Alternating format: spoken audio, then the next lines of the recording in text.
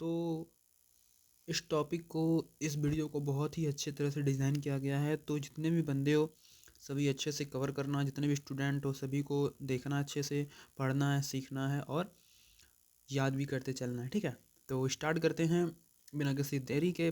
तो first question हमारा है राजनीतिक विज्ञान की प्राकृतिक और क्षेत्र। ठीक है, तो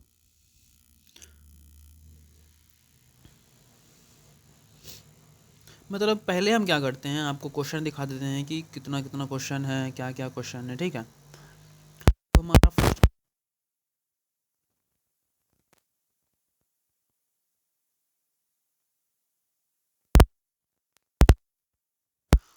क्वेश्चन है राज्य और सरकार में अंतर, संप्रभुता और अर्थ का अर्थ। क्वेश्चन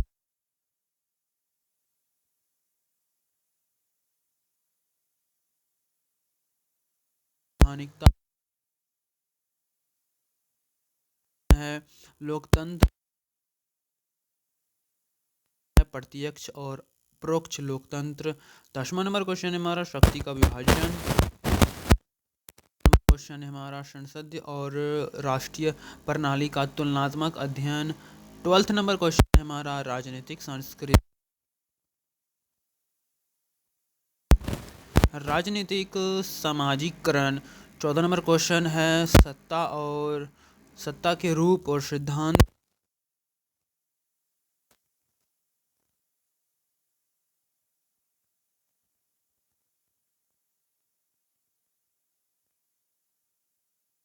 धारणा। और 18 नंबर क्वेश्चन है न्याय की अवधारणा। 19 नंबर क्वेश्चन है राज्य और सिद्धांत, उदारवाद, मार्क्सवाद, समाजवाद। 20 नंबर क्वेश्चन है राष्ट्रीयता। और 21 नंबर क्वेश्चन है राष्ट्रीय और राज्य के में अंतर। 22 नंबर क्वेश्चन है नागरिकता। 23 नंबर है क्वेश्चन राज्य और राज्य का विकास। और 24 नंबर क्वेश्चन है शासन के रूप, एकात्मक और संघ। 25 क्वेश्चन है राजनीतिक दलों की भूमिका। 26 नंबर क्वेश्चन है दलगत प्रणाली। और 27 नंबर क्वेश्चन है चुनाव आयोग की भूमिका। 28 नंबर क्वेश्चन है लोकमत। 29 नंबर क्वेश्चन है मानवाधिकार। 30 नंबर क्वेश्चन है वैश्वीकरण। ठीक है, तो फटाफट स्टार्ट करते हैं। जितने भी स्टूडेंट हो सभी फोकस स्टार्ट करो। तो फर्स्ट नंबर क्वेश्चन है हमारा राजनीतिक विज्ञान और प्राकृतिक और क्षेत्र, natural scope of political science. 13 word में पहले इसको एक्सप्लेन करते हैं। राजनीतिक विज्ञान राज्य, सरकार, शक्ति, नीति, निर्णय प्रक्रिया, वैज्ञानिक अध्ययन। यह बात है कि समाज कैसे चलता है और लोग शासन में कैसे भाग लेते हैं। कहने का मतलब है राजनीतिक विज्ञान सरकार, शक्ति, नीति, न्याय, निर्णय, ये सभी मिलकर के हमारा एक तरह का इसे अच्छे से चला करके हम एक शासन क्रिएट करते हैं जो कि राज्य पर चलता है। ठीक है, इम्पोर्टेंट लाइन्स है राजनीतिक विज्ञान समाज की शक्ति व्यवस्था का अध्ययन, यह राज्य और नागरिकों के संबंध को समझता है, सत्ता, अधिकार और कानून इसके मुख्य क्षेत्र हैं। और इसको हम 200 वर्ड में एक्सप्लेन करते हैं। ठीक है, फुल एक्सप्लेनेशन है तो अच्छे से फोकस करना है। राजनीतिक विज्ञान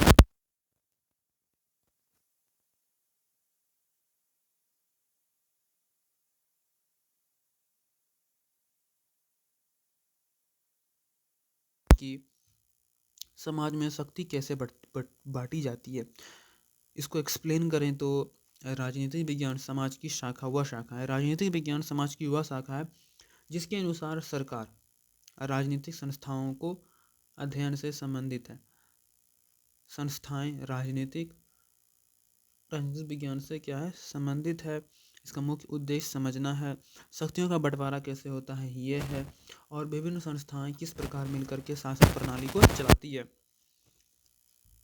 तो राज्य विज्ञान केवल सत्ता के उपयोग को ही नहीं बल्कि निर्णय लेने की प्रक्रिया, नीति निर्णय और नागरिकों की राजनीतिक राजनीतिक विज्ञान सिर्फ निर्णय ही नहीं लेता, बल्कि ग्राउंड लेवल में ज़मीनी स्तर पर जितने भी हमारे नॉर्मल पर्सन है उसके क्या प्रॉब्लम है, क्या समस्या है, उसको देखती है। उसके अकॉर्डिंग ही कानून, नियम, रूल रेगुलेशन को लागू करती है और पालन करने के लिए फोर्स करती है या फिर पालन करवाती है। कोई अगर पालन नहीं करता है तो उसके अकॉर्डिंग जो उसको सज़ा देना होता है वो सज़ा देता है। ठीक है, तो अगर बात करें तो राजनीति क्या है, एक तरह से अच्छे ढंग से इसे चलाना, इसे एक अच्छे ढंग से चलाना राजनीतिक विज्ञान है। इसके अंतर्गत चुनाव, लोकतंत्र, दल, चुनाव, राष्ट्रवाद, राष्ट्रीयता, एकता, अखंडता और बहुत से टॉपिक, बहुत से पॉइंट आते हैं। इसे अच्छे से देखना है, समझना है, कवर करना है अच्छे से, डिटेल से। ठीक है, तो हर एक पॉइंट के बारे में लिखना है कि राजनीतिक दल क्या है, लोकतंत्रता क्या है, चुनाव क्या है, समीक्षा क्या है, विकेंद्रीकरण क्या है, विभाजन क्या है, शक्ति का बंटवारा क्या है, संघवाद क्या है, एकात्मक क्या है, एक केंद्रीकरण क्या है। इस टाइप से इसके हर एक तरह के पॉइंट आते हैं। इसको एक्सप्लेन कर देते हो तो इसका बहुत ही अच्छे से एक्सप्लेनेशन हो जाता है। ठीक है, और अच्छे से देखते हैं आगे क्या है, समझता है। ठीक है, यहाँ तक हो गया था। इस विषय का क्षेत्र बहुत ही व्यापक है, जिसमें राजनीतिक विचारधारा, लोकतांत्रिक संविधान, कानून, न्याय, अधिकार, कर्तव्य, चुनाव प्रणाली, राजनीतिक दल, अंतर्राष्ट्रीयता, संबंध जैसी अनेक इकाई शामिल है। मैंने कहा था कि चुनाव प्रणाली, राजनीतिक दल, अंतर्राष्ट्रीयता, अधिकारिता, कानून, न्याय, ये सब क्या है, हमारे राजनीतिक विज्ञान में ये सब पॉइंट आते हैं और एक तरह का बिंदु है। ठीक है, नागरिकों को जागरूक बनाता है, उन्हें एक तरह का समझने में सक्षम बनाता है, सरकार कैसे कार्य करती है। इसके माध्यम से हम राजनीतिक स्थिति, स्थिरता, विकास, न्याय, समानता जैसे मूल्यों को सुरक्षित कर सकते हैं। मतलब हमारे देश में हमारे सरकार, हमारे राज्य में हमारे जो लीडर हैं वो हमारे देश को किस तरह से चलाती है, क्या रूल लागू करती है, क्या परियोजना निकालती है, क्या अधिकार हमारे अंदर है, क्या हम अधिकार सरकार से मांग सकते हैं, क्या हमें अधिकार दिया गया है, नहीं दिया गया है, हम कैसे राज्य से, सरकार से, लीडर से, या फिर हम अपने जो हमारे ऊंचे पद के अधिकारी हैं उससे कैसे हम मांग सकते हैं, या फिर हमारे अगर क्षेत्र में क्या क्या प्रॉब्लम है उसे हम उससे बोल सकते हैं कि हमारे इलाके में ये प्रॉब्लम है, समस्या है, वो उसको आप देखिए। न्याय, समानता, ये सभी जो है हमारे जितने भी आप वर्ड को जानते हैं राजनीतिक से रिलेटेड, वो सभी जो है सामाजिक विज्ञान में आती है, राजनीतिक विज्ञान के अंतर्गत आती है। उसे समझना ही, एक्सप्लेन करना ही हमारा इस क्वेश्चन का आंसर हो जाता है। ठीक है, तो आगे देखते हैं। और हमारे जो भी हमारे अधिकार हैं उसको क्या होता है, हमारे कॉन्स्टिट्यूशन के अकॉर्डिंग उसे सुरक्षित करना। ठीक है, आज के समय में राजनीतिक विज्ञान महत्व और भी बढ़ गई है, क्योंकि आर्थिक नीति, वैश्वीकरण, इंटरनेट और आधुनिक संचार माध्यम से राजनीतिक प्रक्रियाओं को लगातार प्रभावित कर रहे हैं। कहने का मतलब है कि जो अधिकार सिर्फ कॉन्स्टिट्यूशन में लिखी गई है लेकिन हमें नहीं पता है, या फिर हमारे देश में क्या हो रहा है हमें नहीं पता है, वो भी इंटरनेट और भी मोबाइल फ़ोन और जो टेक्नोलॉजी के माध्यम से हमारे पास बहुत ही जल्दी पहुंच जाती है। और जो हमें अधिकार नहीं है वो हम अधिकार को सरकार से मांग सकते हैं, या फिर बोल सकते हैं कि ये हमें अधिकार चाहिए, ये हमें अधिकार नहीं मिला गया है। अगर कोई तरह का प्रॉब्लम आती है तो ऊंचे पद के अधिकारियों से अगर वो सॉल्व नहीं हो रहा है तो उसकी शिकायत, उसकी कंप्लेनेशन हम खुद इंटरनेट या फिर मोबाइल फ़ोन या फिर टेक्नोलॉजी के माध्यम से ऊंचे पद के अधिकारियों को हम कंप्लेन कर सकते हैं कि हमारे क्षेत्र में जो भी हमारे लीडर या फिर हमारे अधिकारी हैं वो इस कार्य को नहीं कर रहे हैं, तो आप यहाँ पे आकर के कृपया इसे सुधारें, इस टाइप से। ठीक है, और भी जो है हमारे क्षेत्र में क्या विकास हो रही है, नहीं हो रही है, उसके बारे में हम उच्च अधिकारियों को, बहुत ही उच्च अधिकारियों को, यहाँ तक कि लीडर, सरकार को हम इसके बारे में कवर कर सकते हैं। ये इंटरनेट टेक्नोलॉजी के माध्यम से, आधुनिक संचार के माध्यम से यह राजनीतिक प्रक्रियाओं को लगातार प्रभावित करती है। ठीक है, चौथा नंबर में 4 नंबर में एग्जाम्पल है, जैसे भारत में चुनाव कैसे होता है और संसद कानून बनती है, यह राजनीतिक विज्ञान समझता है। राजनीति विज्ञान क्या समझता है कि हमारे देश में किस तरह चुनाव हो रही है, किस तरह से हमारे देश में चुनाव के लिए दलाली या फिर गलत कदम उठाए जा रहे हैं, क्या संशोधित किया जा रहा है, क्या नहीं किया जा रहा है। ये सभी जो है हमारे सामाजिक विज्ञान के अंतर्गत आता है। तो हमारा नेक्स्ट क्वेश्चन हो जाता है दूसरा, सेकंड नंबर, राज्य और परिभाषा और तत्व क्या है। देन नेक्स्ट क्वेश्चन हमारा राज्य की परिभाषा और तत्व। ठीक है, तो इससे पहले हम 30 वर्ड में या फिर 15 से 20 वर्ड में जो भी है उसे एक्सप्लेन करते हैं। तो राज्य एक राजनीतिक संगठन है जिसमें निश्चित क्षेत्र होती है, जनसंख्या होता है, सरकार होता है और संप्रभुता होती है। क्षेत्र का मतलब है क्या, कुछ एरिया जो ज़मीन होती है उसे वो राज्य के अंतर्गत आना चाहिए, वो खुद का होना चाहिए। जनसंख्या खुद की होनी चाहिए, सरकार वहाँ का ही किसी एक पर्सन को, मतलब पर्सन के द्वारा जो उठते हैं चुनाव लीडर होते हैं वो होना चाहिए। संप्रभुता होना चाहिए, मतलब स्वतंत्रता, खुद का अधिकार वहाँ पे चलना चाहिए। उसके अनुसार ये जो सभी मिल करके हैं एक तरह का राज्य बनती है।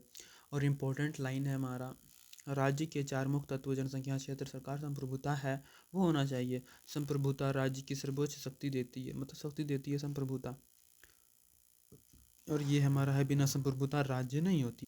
अब क्या है, हम इसे अब एक्सप्लेन करते हैं। राज्य एक ऐसी राजनीतिक इकाई है जो निश्चित क्षेत्र, अस्थायी जनसंख्या, संगठित सरकार, संप्रभुता के आधार पर स्थापित होती है।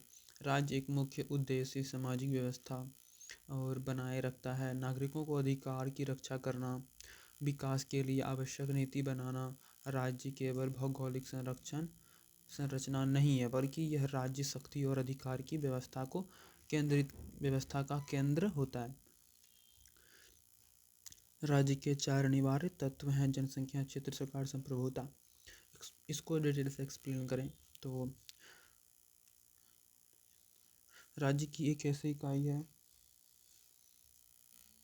राज्य होने के लिए कुछ इकाई हैं जैसे क्षेत्र, संख्या, जनसंख्या, स्थायी क्षेत्र, संगठित सरकार और संप्रभुता का आधार स्थापित होना चाहिए। और विकास के लिए कुछ नीतियाँ होनी चाहिए। राज्य केवल भौगोलिक संरचना राज्य केवल भौगोलिक संरचना नहीं है, बल्कि राजनीतिक शक्ति और अधिकार की व्यवस्था का केंद्र है। अधिकार की व्यवस्था का केंद्र है, ठीक है, यह भौगोलिक सिर्फ संरचना नहीं है। ठीक है, और ये हमारा जो 4 अनिवार्य तत्व है वो है हमारा जनसंख्या, क्षेत्र, सरकार, संप्रभुता। जो अच्छे से समझते हैं तो जनसंख्या, बिना लोगों के राज्य की कल्पना नहीं की जा सकती, क्योंकि राज्य लोगों के लिए अस्तित्व में आता है। क्षेत्र है जो राज्य का अपना निर्णय भौगोलिक होता है, यहाँ उसकी सत्ता चलती है। सरकार है, सरकार राज्य की इच्छाओं के लागू करता है, प्रशासन चलाती है। राज्य संप्रभुता का मतलब राज्य की सर्वोच्च शक्ति को संप्रभुता कहते हैं, जिसके वजह से राज्य स्वतंत्र निर्णय ले सकता है। और ये हमारा है आगे, राज्य का उद्देश्य कानून बनाना, न्याय देना, सुरक्षा प्रदान करना, नागरिकों को भलाई सुनिश्चित करना। आधुनिक समय में राज्य कल्याणकारी भूमिका भी निभाता है। एग्जाम्पल के थ्रू बोलें तो भारत एक राज्य है, क्योंकि इनमें क्षेत्र, जनसंख्या, सरकार, संप्रभुता चारों मौजूद हैं। ठीक है।